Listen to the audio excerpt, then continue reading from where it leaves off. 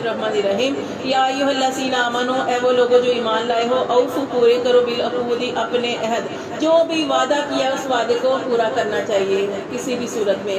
ہاں لیکن یہی میں آپ کو بتا رہی تھی کہ اگر آپ کو سمجھ آ گئی کہ آپ نے کوئی ایسی بات مضبوط گیرا باندھ لی ہے، مضبوط گیرا یعنی پکا عہد کھا لیا ہے، پکی مضبوط قسم کھا لیا ہے، لیکن بعد میں آپ کو سمجھ آتی ہے کہ نہیں یہ میں نے غلط کیا ہے، مجھے اس طرح نہیں کرنا چاہیے تھا، ایسی قسم کھا لیا میں نے، تو یہ بے شک آپ نے پکی قسم کھائی ہے، اللہ کی قسم کھائی ہے، ٹھیک ہے، تو آپ اس قسم کو توڑ سکتے ہیں کہ کیونکہ قسم، اور پھر ہم نے وہ 7ویں پارے میں انشاءاللہ آگے پڑھیں گے قسم کا کفارہ بھی، کہ اگر آپ نے کوئی قسم جو ہے وہ کھا لی ہے، کوئی مضبوط گیرا سے عقد کا مضبوط گیرا لگا لینا، پکی قسم کھا لینا، تو اگر آپ نے کوئی ایسی قسم کھا لی اور آپ کو پتہ چل گیا کہ جیسے کہ مثال کے طور پر والدین تھے، والدین مر رہے ہیں، کوئی بچہ ان کی زندگی میں ان کے پاس نہیں آیا، اس کی اپنے والدین کی خدمت نہیں کی، اور والدین جو تھے اسے بہت مطلب کہ ظاہر ہے ہر والدین کو اپنے بچے کا اولاد کا یعنی انتظار ہوتا ہے کہ ایک دفعہ بھی آ جائے تو ماں باپ تو نرم ہوتے ہیں، لیکن اگر وہ نہیں آیا، بچہ نہیں ملنے آیا، تو والدین اپنے ہی کسی دوسرے بچے کو کہتے ہیں کہ میں مر جاؤں تو اس کو میرا منہ نہ دیکھنے دینا، یا میں مر جاؤں تو میرے مرنے کے بعد نہ اس سے تعلق نہیں رکھنا، میں تمہیں دودھ نہیں بخشوں گی، ایسے واقعات بھی ہوتے ہیں۔ پھر کیا ہوتا ہے کہ بچے کیا کرتے ہیں، بچے ایسے ہی کرتے ہیں کہ ہماری والدہ مرتے ہوئے ہمیں وصیت کر کے گئی ہے، نصیحت کر کے گئی ہے کہ ساری زندگی اپنے فلاں بھائی سے یا بہن سے نہیں ملنا۔ اچھا چلو ہو سکتا ہے وہ جس نے جو کچھ کیا بہرحال اس نے غلط معاملہ کیا، والدین کا تو بندہ حق ہی ادا نہیں کر سکتا، لیکن زندگی میں اس کو احساس ہو گیا یا پتہ نہیں اس نے کیسے اللہ کی طرف توبہ کر لی یا نہیں بھی کی، وہ اس کا معاملہ ہے، لیکن اللہ کو حکم ہے اپنے بہن بھائیوں سے یعنی کہ ملتے رہنا ہے۔ یہ اللہ تعالیٰ نے یہ چیزیں رکھی ہیں کہ آپ ان کے ساتھ اس طرح کا معاملہ نہیں کر سکتے، کٹ کے نہیں رہ سکتے، اسی لرمی کے اندر ہے۔ وہ جو اگر والدین نے ایسی کوئی نصیحت کر دی اور آپ نے پکی بھی قسم کھا لی تھی، مضبوط قسم کھا لی تھی، تو آپ اپنی قسم کو توڑیں گے، توڑنا ہی بہتر ہے، کیونکہ وہاں پہ اللہ کو آپ کے والدین کی، آپ کی والدہ کی نصیحت آپ کے والد اللہ کے ساتھ ٹکرا رہی ہے۔ جہاں پہ والدین کی بات اور اللہ کی بات آ جائے تو آپ نے کس کی بات ماننی ہے؟ اللہ کی، تو پھر آپ اللہ کے حکم کو مانیں گے، اپنے والد یا والدہ کی اس وصیت کو آپ نہیں مانیں گے۔ اگر آپ ان کی وصیت کو مانتے رہیں گے تو وہ والدین بھی گناہ گار ہوں گے، اور جو اولاد ہے وہ آگے اس طرح کی کام کر رہی ہے وہ بھی گناہ گار۔ ہاں کم مل لیں، اب دیکھیں حضرت ابراہیم علیہ السلام تھے نا، اور دین کا کام کرتے تھے، نبی تھے، تو کتنے مہینوں سالوں بعد اپنے گھر جایا کرتے تھے۔ شادی ہو گئی تھی، گھر میں آئے اور بیوی تھی گھر کے اندر، اسماعیل علیہ السلام کی، دروازہ کھٹکایا تو ایک عورت نے دروازہ کھولا تو وہ بہو تھی ان کی، پوچھا اسماعیل کہاں ہے، وہ تو کہا وہ گھر نہیں ہے، کہاں گئی ہے وہ؟ جی روز، ان کو پتہ چل گیا بہو ہے، ان کو یہ بھی نہیں پتا تھا میری بہو ہے، سوچے اتنی دیر بعد آتے تھے کیونکہ دین کا کام کرتے تھے، جہاں جاتے تھے وہاں پہ دعوت تبلیغ کر کے تو پھر کتنے عرصے بعد اپنے گھر میں چکر لگایا کرتے تھے۔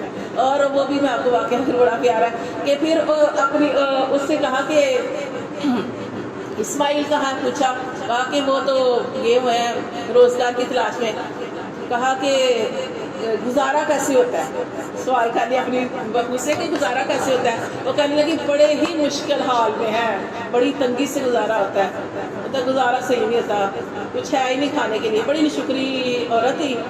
تو ابراہیم علیہ السلام نے بڑا پیارا ایک بات کہا کہ اچھا وہ آئے گا نا تو اس سے میرا سلام دینا اور کہنا کہ اپنے گھر کی چوکھٹ بدل لے، گھر کی چوکھٹ بدل لے۔ وہ ایسے جب اسماعیل علیہ السلام گھر آئے انہیں نا خوشبو محسوس ہوئی، والد صاحب کی اپنے خوشبو، حالانکہ وہ جا چکے تھے، تو خوشبو محسوس ہوئی، کہا کہ آج کوئی گھر آیا تھا، انہوں نے کہا ایک بزرگ آئے تھے، کچھ کہا، ہاں ایسے کہہ رہے تھے، سلام بھی دے رہے تھے آپ کو، اور ساتھ میں یہ کہہ رہے تھے کہ اپنے گھر کی چوکھٹ بدل دینا۔ ایسا ہی ہوا، اسماعیل بیٹا کس کا تھا؟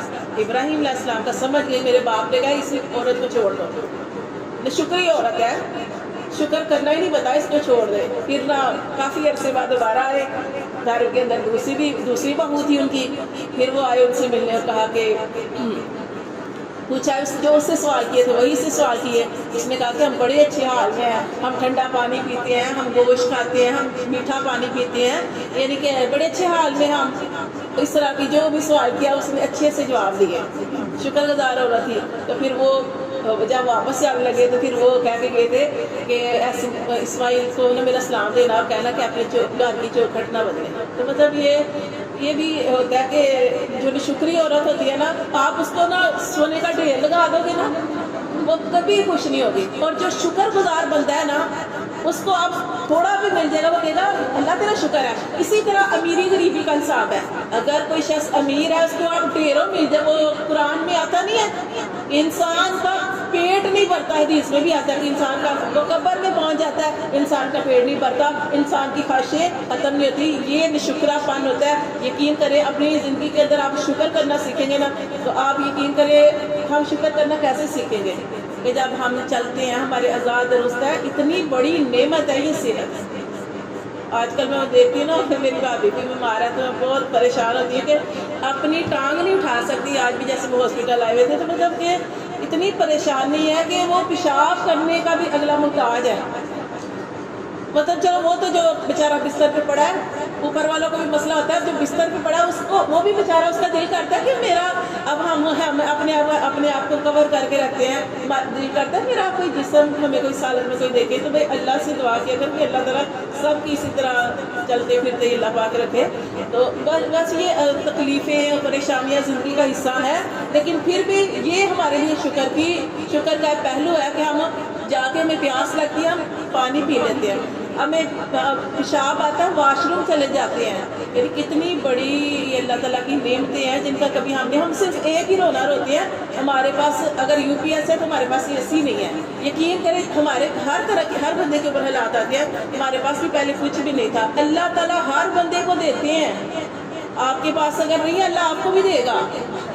یہ کبھی مایوس نہ ہو، اللہ نے سب کو دینا ہے. حالات بدلتے ہیں اور یہ نہیں کہ ایک جیسے حالات رہتے ہیں، یہ حالات آتے رہتے ہیں. وہ کہتے ہیں نا کہ مومن جو ہے نا وہ ہر روز ایک پتھر توڑتا ہے. یہ ہم ہر زندگی کے ہر دن ایک پتھر توڑے ہیں. پتھر کیا؟ مشکل کا مقابلہ کر رہے ہیں. ہر دن ایک سے نکلیں گے نا کوئی اور آپ کو چھوٹا سا کوئی مسئلہ ہو جائے گا، کہیں سے اور سے کوئی تکلیف آ جائے گی. ایسی خوشیاں بھی ہیں، خوشیاں بھی ایسی آ جاتی ہیں. کبھی غم جیسے اچانک آتے ہیں، خوشیاں بھی ایسی جو ہے وہ آ جاتی ہیں. تو بہرحال اللہ تعالیٰ کا شکر ادا کرنا چاہیے. اور یہ متعلق ہے کہ قسم آپ نے کھا لیا تو آپ نے قسم کو پورا کرنا چاہیے. اگر کسی کے ساتھ وعدہ کیا تو وعدے کو وفا کرنا چاہیے.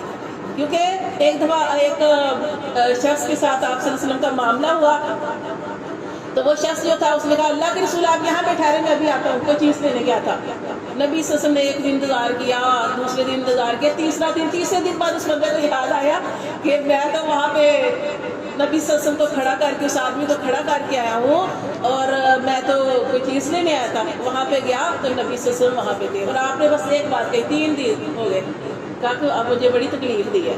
تو وعدے کو ہر حالت میں جو بھی آپ نے کسی کے ساتھ وعدہ کیا اس وعدے کو پورا کرنا ہے. یہاں پہ اس کے بارے میں کہا جا رہا ہے کہ اپنے وعدوں کو پورا کرو. احلت حلال کیے گئے لکم تمہارے لیے بہیمۃ الانعام، چپائے مویشی تمہارے لیے حلال ہے. اور آپ جانتے ہیں حلال کیا ہے؟ یہ جو ہم کھاتے ہیں نا جتنے بھی عاجزی والے. اور یہ آپ دیکھیں اونٹ ہے، اللہ نے کتنا بڑا بنایا اس کو جسامت. اب جب وہ چلتا ہے تو ایسے نہیں چلتا کہ اس بڑی عاجزی سے چلتے ہیں. یہ اللہ نے ہمارے لیے حلال کیے جانور. یہ گائے، بکری، یہ اس طرح کے سارے اونٹ، یہ ساری چیزیں اللہ نے، یہ ہمارے لیے اللہ تعالیٰ نے جو حلال کیا وہ بھی اللہ نے واضح کر دیا، جو حرام کیا وہ بھی اللہ نے واضح کر دیا. حرام اور اللہ نے حدود رکھی ہیں نا، اللہ نے جو چیزیں ہمارے لیے حلال کی ہیں ان کی حدود رکھی ہیں. تو اللہ تعالیٰ فرماتے ہیں اللہ نے تمہارے لیے چھپائے انعام ویشی جو ہے وہ حلال کی ہیں، وہ ایسے کہ جن کو کھا کے تمہارے اندر عاجزی آئے گی. یہ گوشت ہم کیوں کھاتے ہیں؟ یہ جب ہم کھاتے ہیں ہمارے اندر عاجزی، تکبر نہیں پیدا ہوتا، عاجزی آتی ہے. کیونکہ جو چیز ہم کھاتے ہیں اس کا ہمارے اوپر اثر ہوتا ہے. جو چیز ہم کھاتے ہیں اس کا ہمارے اندر اثر ہوتا ہے. اگر یہ ہم حلال رزق روزی کھا رہے ہیں اس کا ہمارے اوپر اثر ہوگا. اگر کہیں کسی کے گھر میں حرام آ رہا ہے، ضروری نہیں ہے حرام گوشت ہو، کسی کے گھر میں حرام آ رہا ہے اور کوئی حرام کھا رہا ہے، اس حرام کے اس کے جسم کے اندر اثرات ہوں گے. اس لیے یہ اللہ تعالیٰ نے جو اللہ نے حدود رکھی ہے نا ہمارے لیے، اس حدود کو پورا کرنا ضروری ہے اور ہمارے لیے فائدہ مند ہے. اللہ نے ہمارے لیے حلال کیے ہیں کون سے؟ چھپائے. اور چھپائے مویشی کیا ہوتے ہیں کہ وہ بولتے تو ہیں لیکن ہمیں ان کی آواز کی سمجھ نہیں آتی، یعنی ایسے جن کی جو بے زبان ہے. اللہ فرماتے ہیں الا مگر ما یتلا علیکم، لیکن وہ ابھی جو حلال نہیں ہے تمہیں پڑھ کر آگے بتائے جائیں گے. آگے انشاءاللہ سورت نمبر آیت نمبر 3 میں, اسی سورت مائدہ کی آیت نمبر 3 میں انشاءاللہ آپ کو آگے پڑھ کے بتایا جائے گا کہ الا ما یتلا علیکم, الا مگر سوائے اس کے جو ابھی تم پر پڑھ کے سنائے جائیں گے. اللہ فرماتے ہیں غیر محل صیدی, نہ تم حلال سمجھو شکار کو, وَأَنْتُمْ حُرُمْ, اللہ نے شرط بتا دی کہ تم شکار کو حلال نہ سمجھو جب تم احرام کی حالت میں ہو. جب آپ نے احرام پہن لیا, آپ نے کوئی گری بڑی چیز نہیں اٹھا سکتے, کیونکہ اٹھائیں گے کسی کی ہے. آپ کوئی پودا نہیں کاٹ سکتے کیونکہ آپ اللہ کے راستے میں نکلے ہیں نا, آپ اللہ کے راستے میں نکلے ہیں. آپ جب تک احرام کی حالت میں ہیں تو اللہ فرماتے ہیں کہ تمہارے اوپر شکار جو ہے, شکار تمہیں کتنا ہی پسند ہے, اب شکار حلال ہے, شکار کر سکتے ہیں, لیکن اللہ نے حد کس کے ساتھ لگائی ہے کہ جب تم نے احرام پہن لیا تو تم اس وقت شکار نہیں کر سکتے. یہاں پہ ایک واقعہ بھی آپ کو بتا دوں کہ حضرت ابو قتادہ رضی اللہ تعالیٰ نے ایک صحابی تھے, جب آپ صلی اللہ علیہ وسلم کو خواب آئی تھی نا کہ میں اپنے صحابہ کرام کے ساتھ عمرہ کرنے کے لیے جا رہا ہوں, تو آپ صلی اللہ علیہ وسلم نے یہ خواب اپنے صحابہ کرام کو بتائی تھی کہ میں نے ایسے خواب میں دیکھا. تو صحابہ کرام کے دل میں ایک بڑا شدت جذبہ پیدا ہوا کہ اللہ کے رسول, یہ تو بہت اچھی مبارک خواب ہے, ہم آپ کے ساتھ عمرہ کرنے جائیں, کتنی بڑی ہماری سعادت ہے. تو یہ آپ نے فرمایا پھر چلے عمرے کے لیے. تو صحابہ کرام سے تیار ہو گئے, 1400 صحابہ کرام آپ صلی اللہ علیہ وسلم کے ساتھ تیار ہوئے, اور یہ 1400 صحابہ کرام آپ کے ساتھ جا رہے تھے مکہ شریف کی طرف عمرہ کرنے کے لیے. جب یہ وہاں پہ جا رہے تھے تو کچھ لوگ جو تھے وہ پیچھے رہ گئے, کچھ تھوڑے سے لوگ پیچھے رہ گئے, باقی آگے چلے گئے. جیسے جا رہے ہو کٹے تو کچھ نبی صلی اللہ علیہ وسلم اور باقی لشکر آگے چلا گیا, کچھ تھوڑے سے لوگ پیچھے رہ گئے. ان میں پیچھے رہ جانے والوں میں سے ایک صحابی تھے ابو قتادہ, شاید یہی ان کا نام تھا. تو یہ ابو قتادہ جو تھے یہ اس وقت یہ احرام نہیں پہنا ہوا تھا, اور احرام یعنی عمرے کی نیت نہیں ہوگی, وہ کسی وجہ سے وہ ساتھ تھے بہرحال. تو انہوں نے کیا دیکھا کہ جو پیچھے رہ جانے والے لوگ تھے ان کے ساتھ ابو قتادہ بھی تھے, اور ابو قتادہ نے احرام نہیں پہنا ہوا تھا. اب جو پیچھے رہ گئے انہوں نے دیکھا کہ شکار کو دیکھا, احرام پہننے والوں نے شکار دیکھا, لیکن وہ یہ نہیں کہہ سکتے تھے کہ اس کا شکار کرنا ہے. اگر وہ یہ بھی کہیں گے تو وہ بھی غلط ہے. اور وہ ابو قتادہ ان کے ساتھ تھے, ابو قتادہ نے بھی شکار کو نہیں دیکھا. وہ جو جنہوں نے احرام پہنا ہوا تھا انہوں نے وہ جو تھے انہوں نے دیکھا شکار کو, لیکن انہوں نے ابو قتادہ کی طرف اشارہ بھی نہیں کیا, کیونکہ وہ احرام کی حالت میں ان کو یہ بھی نہیں کہہ سکتے کہ وہ دیکھو شکار جا رہا ہے. یہاں تک کہ ابو قتادہ رضی اللہ تعالیٰ عنہ جو صحابی تھے انہوں نے خود ہی ان کی نگاہ پڑی شکار پر. وہ ایک شکار یعنی گائے تھی, نیل گائے جو جس کو کہا جاتا ہے, اور وہ حلال ہے. تو اب نا ابو قتادہ نے جب خود ہی دیکھا نا کہ شکار ہے, تو کیونکہ انہوں نے احرام پہنا نہیں ہوا تھا وہ شکار کر سکتے تھے. انہوں نے نا وہ گھوڑے کے اوپر تھے, گھوڑے کے اوپر جا رہے تھے یہ لوگ. تو اب یہ گھوڑے کے اوپر تھے تو انہوں نے دوسرے جنہوں نے احرام پہنا ہوا تھا ان سے کہنے لگے کہ میرا جو ان کے پاس چیز تھی نا وہ مجھے پکڑانا. تو انہوں نے کہا کہ انہوں نے معذرت کی کہ ہم نہیں پکڑائیں گے, کیونکہ ہم نے احرام پہننا ہے. ہم اس طرح کا کام شکار کرنے کے جو شکار کرنے جا رہا ہے ہم اس کو اس کی اس کام میں بھی مدد نہیں کر سکتے, کیونکہ ہم نے احرام پہننا ہے. ہمارا دھیان تو اللہ کی طرف, اللہ کی بڑائی اور اللہ کی کبریائی اور اللہ کے راستے کی طرف ہونا چاہیے. ہم یہ کام نہیں کریں گے. انہوں نے کہا بھائی ہم نہیں تمہاری اس کام میں مدد کر سکتے. تو پھر انہوں نے وہ جیسے بڑا شراب بنانے والا, یہ کرنے والا, یہ گناہ کے کاموں میں, اسی طرح یہ شکار میں اگر مدد دیتے تو یہ بھی ان کا غلط لکھا جانا, یعنی کہ یہ اس میں پھر گناہ میں لکھا جانا تھا. انہوں نے کوئی مدد نہیں کی. پھر وہ خود نیچے اترے ہیں گھوڑے سے, انہوں نے وہ اپنا جو بھی تھا ان کا کوڑا تھا انہوں نے اٹھا کے تو خود شکار کیا جو ہے وہ زخمی ہو گیا. جب گر آیا تو اس کو ذبح کر کے پھر انہوں نے شکار جو تھا وہ جو آئی تھی انہوں نے اس کو پکا کے تو گوشت ان صحابہ کو بھی دیا. اب صحابی جنہوں نے احرام پہنا ہوا ہے وہ گوشت کھائیں گے کہ نہیں کھائیں گے؟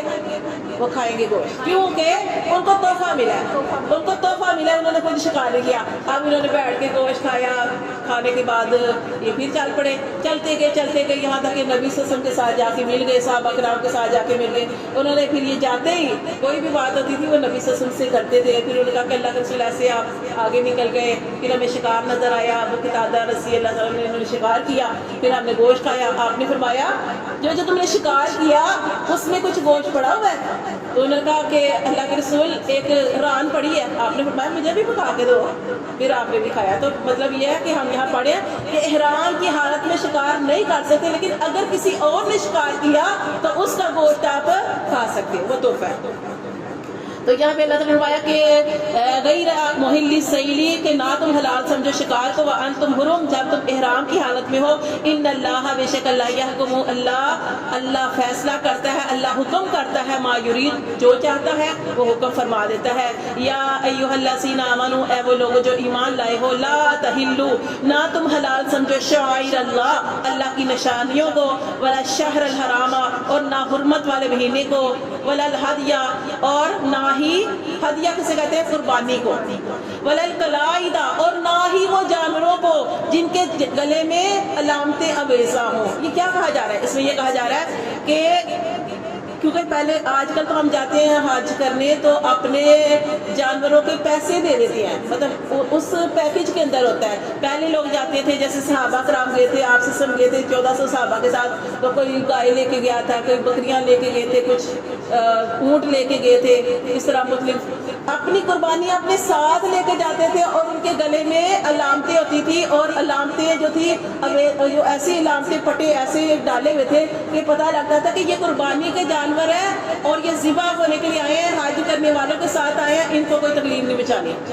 تو یہ نشانیاں اللہ کہتے ہیں ایسی چیزوں کو جو ہے وہ نقصان نہ پہنچایا جائے۔ پھر وہ فرماتے ہیں ولا آمین البیت الحرام، اور نہ ہی امن والے غار خانہ کعبہ کو، کہ امن والے غار خانہ کعبہ میں آپ داخل ہو گئے، وہاں پہ آپ لڑائی جھگڑا کر رہے ہیں، وہاں پہ آپ گالی گلوچ کر رہے ہیں، وہاں پہ آپ بحث مباحثہ کر رہے ہیں۔ اللہ تعالیٰ نے فرمایا کہ جب تم حج عمرہ کرنے جاؤ، فلا رفث، یہ صرف جو آیت ہے نا کہ نہ تم گالی دو، نہ تم جھگڑا کرو، نہ تم بے پردہ ہو عورتوں کی طرف، تو یہ احرام ہے، یعنی کہ احترام ہے اس کا، ٹھیک ہے۔ اللہ فرماتے ہیں کیونکہ اللہ تعالیٰ نے وجہ بتا دی اسی آیت کے اندر کہ یبتغون فضلا من ربہم، کہ تم تو اپنے رب کی تلاش میں ہو، فضل کی تلاش میں ہو، اپنے رب کے فضل کی تلاش میں ہو، ورضوان، اور اس کی رضا مندی کے لیے گھر سے نکلے ہو۔ اب یہاں پہ فضل کا بھی آیا ہے کہ اللہ تعالیٰ کا فضل جو ہے انسان تلاش کر سکتا ہے، وہ کیسے کہ اگر آپ حج یا عمرے کرنے کے لیے گئے ہیں اور وہاں پہ آپ چاہتے ہیں کہ میں کوئی اپنا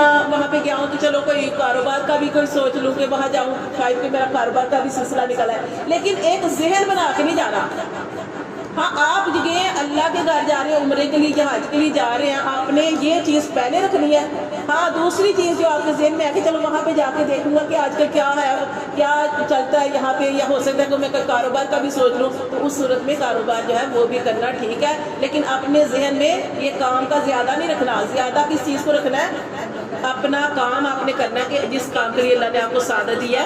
اللہ فرماتے ہیں کہ تم نکلے ہو یبتغون، تم تلاش کرتے ہو فضل اپنے رب کا، ورضوان، اور اس کی رضامندی چاہتے ہوئے اپنے گھر سے نکلے ہو، وَإِذَا حَلَلْتُمْ، اور جب تم احرام کھول دو، فَاسْتَعْدُوا، تو تم شکار کر سکتے ہو۔ سمجھ آئیے کہ جب آپ نے احرام کھول لیا، اپنے سارے جو آپ کے ذمہ کام تھے حج کے یا عمرے کے وہ آپ نے کر لیے، تو پھر تم اپنے احرام جو تھے وہ تم نے کھول دیے۔ وَلَا يَجْرِمَنَّكُمْ، اور نہ آمادہ کرے تم کو شنآن، دشمنی، قوم، کسی قوم کی، ان صدوکم، کہ تمہیں روک دے، عن المسجد الحرام، مسجد حرام سے، کسی قوم کی دشمنی اس بات پر آمادہ نہ کر دے کہ تمہیں روک دے، ان تعتدوا، اور تم زیادتی کرو۔ اور یہ واقعہ کیا ہوا تھا، یہ جو میں آپ کو بھی بات بتائی کہ 1400 صحابہ کرام کے ساتھ آپ سے سب عمرہ کرنے کے لیے نکلے تھے، اور آپ صلی اللہ علیہ وسلم مکہ کے بالکل قریب، اللہ کے گھر کے بالکل قریب، لیکن آپ کو روک دیا۔ 1400 صحابہ کیسے کیسے محبت سے گئے ہوں گے، اتنا سفر کیا اور ایک جگہ پہ پہنچے اور وہاں پہ روک دیا۔ انہوں نے کہا یہ کافروں نے سمجھا یہ تمہارے ساتھ لڑائی کرنے کے لیے آئے ہیں، کپڑے انہوں نے پہن لیے، اصل مقصد یہ لڑائی کرنا ہے، یہ لڑائی کرنے کے لیے آئے ہیں۔ انہوں نے روک دیا تھا وہاں پہ، اور وہاں پہ وہ جو صلح حدیبیہ کا سارا واقعہ جو تھا وہ پیش آیا۔ وہاں پہ ایک درخت کے نیچے بیعت بھی کی آپ سے سب نے صحابہ کرام سے کی، بیعت رضوان جو سارا واقعہ آتا ہے۔ تو یہاں پہ آپ کو روک دیا گیا، کافروں نے کہا کہ نہیں آپ نہیں جا سکتے، اس سال نہیں ہم آپ کو جانے دیں گے، کیونکہ وہ کافروں کو یقین ہی نہیں تھا نا، وہ کہہ رہے تھے اس سال بھی ہم نے آپ کو جانے دینا۔ پھر ایک معاہدہ لکھا گیا تھا، وہ جانتے ہیں نا صلح حدیبیہ کا وہ سارا معاملہ، سارا معاہدہ لکھا گیا، ایک ساری شرائط لکھی گئی، اور آپ کو میں نے بتایا تھا کہ وہ ساری شرائط مسلمانوں کے خلاف تھی، ساری شرائط مسلمانوں کے خلاف تھی، لیکن نبی صلی اللہ علیہ وسلم نے ان شرائط کو قبول کر لیا تھا. صحابہ کرام قبول نہیں کر رہے تھے، حضرت عمر فاروق قبول نہیں کر رہے تھے، لیکن انہوں نے کر لیا کہ یہاں کے نبی کا نام لکھ کے بھی مٹا دیا گیا. اور صحابہ کرام سوچ بھی نہیں سکتے تھے ہم نبی کا نام لکھ کر مٹا دیں. انہوں نے کہا ہم، کیونکہ شرائط کے اوپر لکھا گیا تھا محمد صلی اللہ علیہ وسلم کی طرف سے معاذ، انہوں نے کہا ہم محمد کو نبی سمجھتے نہیں، رسول سمجھتے نہیں، ہم کیوں انہیں پھر مٹایا گیا نام. اور مٹایا کس نے؟ کوئی صحابہ مٹا سکتے تھے؟ نبی صلی اللہ علیہ وسلم نے خود مٹایا اپنا نام. نہیں ساری شرائط قبول کروں گا. پھر وہ ساری شرائط جب قبول کی، جب ہو سکتا ہے وہ کہتے ہیں نا کہ کسی چیز کے اندر ہم سمجھتے ہیں کہ نہیں یہ پتہ نہیں یہ ہم کیا کر رہے ہیں، یہ ہمارے حق میں صحیح نہیں ہو رہا، لیکن اللہ کو پتہ ہوتا ہے اسی کے اندر اسی کے بعد صحیح ہونا ہوتا ہے. ابھی جب آپ نے شرائط کو قبول کیا، اللہ نے اِنَّا فَتَحْنَا لَكَ فَتْحًا مُبِينًا کی خوشخبری سنا دی کہ محمد صلی اللہ علیہ وسلم آپ نے اپنے دل کو چھوٹا نہیں کرنا. صحابہ کرام کو بھی تسلی دے دو، فتح مکہ ہو کے رہے گا. وہاں بھی خوشخبری مل گئی، کیونکہ یہ کتنی بڑی انہوں نے یہ ایسی چیز کو قبول کیا تھا جو ساری شرائط مسلمانوں کے خلاف تھی. تو یہ سارا اس کے اندر یہ واقعہ ہوا تھا کہ کوئی کسی قوم کی دشمنی آپ کو مجبور نہ کر دے کہ وہ مسجد حرام سے روکے اور تو وہ زیادتی کرے. ہاں اللہ تعالیٰ نے فرمایا کہ وَتَعَاوَنُوا عَلَى الْبِرِّ، اور اگر آپ نے مدد کرنی ہے کسی کے ساتھ تو مدد کرو نیکی کے کاموں میں. اور نیکی کا کام جو ہے وہ ایک نہیں ہے، وسیع اس کی لسٹ ہے. کوئی بھی نیکی کا کام، کوئی بھی آپ کسی کی بات زبان سے کسی کی مدد کرنے سے کسی کا مسئلہ حل ہو جاتا ہے وہ کر سکتے ہیں. کسی کو سڑک پار کروا دی، کوئی کسی قسم کا کام جو ہے وہ نیکی کے کتنے کام ہیں تو وہ ساری چیزیں اس کے اندر آ جائیں گی کہ وَتَعَاوَنُوا عَلَى الْبِرِّ کہ تم مدد کرو نیکی کے کاموں میں ایک دوسرے کی، وَالتَّقْوَىٰ اور پرہیزگاری کے کاموں میں، وَلَا تَعَاوَنُوا اور نہ تم تعاون کرو عَلَى الْإِثْمِ گناہ کے کاموں میں، وَالْعُدْوَانِ اور سرکشی کے کاموں میں کسی کی مدد نہ کرو. وَاتَّقُوا اللَّهَ اللہ تعالیٰ سے ڈرتے رہو، کیونکہ اللہ ہر بندے کے معاملے کو دیکھ رہا ہے. کیونکہ اللہ کیسے دیکھنے والا ہے؟ ہم یہاں پہ بیٹھے ہم آگے سے دیکھ سکیں گے، ادھر ادھر ہم دائیں بائیں دیکھ سکتے ہیں، پیچھے کیا ہو رہا ہے باہر کیا ہو رہا ہے ہمیں نہیں پتا، لیکن اللہ تعالیٰ ایسا دیکھنے والا ہے. اللہ کیا، اللہ کے نبی صلی اللہ علیہ وسلم نے ایک دن نماز پڑھا رہے تھے، امامت کروا رہے تھے نبی صلی اللہ علیہ وسلم. آپ صلی اللہ علیہ وسلم امامت کے اندر نماز پڑھا رہے ہیں، آپ صلی اللہ علیہ وسلم اپنا ہاتھ آگے بڑھائی جا رہے ہیں. صحابہ کرام ہم دیکھ رہے ہیں، پڑھ تو نماز ہی رہے تھے لیکن پھر بھی انہوں نے کہا کہ کیا ہو رہا ہے. مطلب کہ ظاہر ہے نماز کی کوئی چیزیں ہوتی ہیں، جیسے امام پڑھاتے ہیں تو صحابہ کرام سنتے ہیں. اب نماز کے اندر کچھ پڑھا نہیں جا رہا تھا، نبی صلی اللہ علیہ وسلم کبھی اپنا ہاتھ آگے کر رہے ہیں کبھی پیچھے کر رہے ہیں. وہ صحابہ کرام نماز مکمل ہوئی تو بہر انہوں نے پوچھا اللہ کے رسول یہ کیا؟ آپ نے فرمایا میں تو جنت میں پتہ نہیں کیا درخت کیا مجھے اب صحیح طرح کیا ہے انگوروں کا کوئی گچھا تھا وہ پکڑا تھا. تو یعنی اللہ تعالیٰ جسے چاہے اسے آگے بھی دکھا دے، جنت میں بھی لے جائے. اللہ کے رسول کو جنت کا وہ گچھا، آپ نے کہا میں تو جنت میں تھا، جنت کا وہ انگور کا گچھا پکڑا تھا وہ تو اتارا تھا. صحیح طرح حدیث آگے مجھے باقی یاد نہیں چلی بتا رہے تھے. اپنا ہاتھ روک لیا کہ جنت تو اللہ اور اس کے بندے کا معاملہ ہے، اگر یہ دنیا بھی آ گیا تو وہ لذت کو چاہت اور جو انسان کی طرف تڑپ ہوتی ہے وہ نہیں رہی. تو اسی طرح آپ سے سب نے فرمایا تھا صحابہ کرام سے جب ایک دن نماز پڑھا رہے تھے، آپ نے فرمایا کہ اپنی صفیں درست رکھو، جیسے میں آگے دیکھتا ہوں نا ایسے پیچھے بھی دیکھتا ہوں. یہ نا تو اللہ کی کیا وسعت ہوگی. اللہ نے آپ دیکھیں اللہ کی وسعت، اللہ کے علم کا احاطہ کیا ہے کہ ہم کیا پڑھے تھے کہ اللہ تعالیٰ نے ہماری قسمتیں، ہماری آسمان و زمین کے پیدا ہونے، آسمان زمین بعد میں بنے ہیں، آسمان و زمین کے بنانے سے 50,000 سال پہلے ہم نے بھی اس دنیا میں آنا تھا. 50,000 سال پہلے ہماری قسمتیں لکھ دی. اللہ کے علم کا کوئی احاطہ نہیں کر سکتا. آج ہم کہتے ہیں نا سائنسدان کہاں پہنچ گئے، وہ کوئی جتنا مرضی علم حاصل کر لے، وہ کیا نا کہ جیسے ایک چڑیا سمندر کے اندر جتنا مرضی کسی کے پاس علم ہے. آپ دیکھو ڈاکٹر ذاکر نائک کو دیکھ لیں نا کیسے وہ حوالے دیتے ہیں ہم اپنی کتابوں کے، وہ کیسے آپ کہتے ہیں کتنا ماشاء اللہ علم، اور عاجزی بھی بڑھی ان کا آگے ماشاء اللہ بیٹے بھی اس لائن پہ، تو مطلب کہ کتنی عاجزی بھی ہے اور دین کا کام بھی کر رہے ہیں اور کیسی اللہ کی مدد ہے. لوگ حیران ہوتے ہیں نا تو کتنا علم ہے ہر ایک کے پاس. اسی طرح سائنسدانوں کے پاس جتنا بھی علم ہے کچھ بھی نہیں. ایسے ہی ہے جیسے سمندر کے اندر کسی چڑیا نے اتنا پانی لے لگی اپنی چونچ کے اندر وہ نکالے گی تو ایک قطرہ لے لے گی. اللہ کا علم وہ سمندر ہے. تو یہ تو اللہ تعالیٰ فرماتے ہیں کہ ہاں نیکی کے کاموں میں ایک دوسرے کی مدد کرو اور تقویٰ کے کاموں میں ولا تعاونوا، اور نہ تم مدد کرو گناہ کے کاموں میں، نہ سرکشی کے کاموں میں. اللہ جو بھی معاملہ کر رہے ہو اللہ تعالیٰ تمہیں دیکھ رہے ہیں، اللہ سے ڈرتے رہو. ان اللہ، بے شک اللہ شدید العقاب، اگر تم غلط کام کرو گے تو بے شک اللہ تعالیٰ سخت سزا دینے والا ہے.